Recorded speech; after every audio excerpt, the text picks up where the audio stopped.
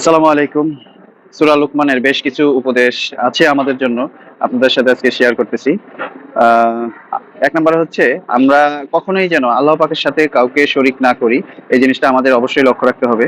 ২ নাম্বারে হচ্ছে আমরা যেন ধীরে, ধীরে শান্তভাবে স্বাভাবিকভাবে খাবার আহার করি। এটা কিন্তু দারুণ একটা পরামর্শ। এবং হেলথের জন্য আমাদের খুব একটা রিস্ক থাকে না। অনেক সময় আমরা তাড়াহুড়া করে খেলে অনেক সময় কিন্তু রিস্ক থাকে। তো মনোযোগ দিয়ে ৩ নাম্বার মনোযোগ দিয়ে আমরা সবসময় যেন সালাত কায়েম করি, নামাজ আদায় করি। ৪ নাম্বার হচ্ছে অন্যের ঘরে আমরা দৃষ্টি রাখবো।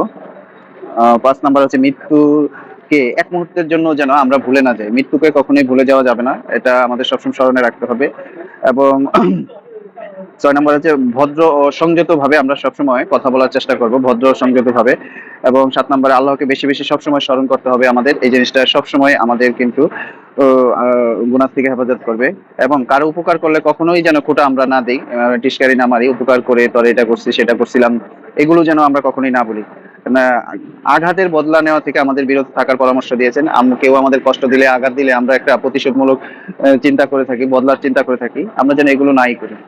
তাহলে আমরা আল্লাহ পাকের খুব রহমত থেকে আমরা কখনই বঞ্চিত হব না। তো আমরা সূরা লুকমানের এই উপদেশগুলো আমরা পালন করার চেষ্টা করব। আসসালামু আলাইকুম ওয়া রাহমাতুল্লাহ।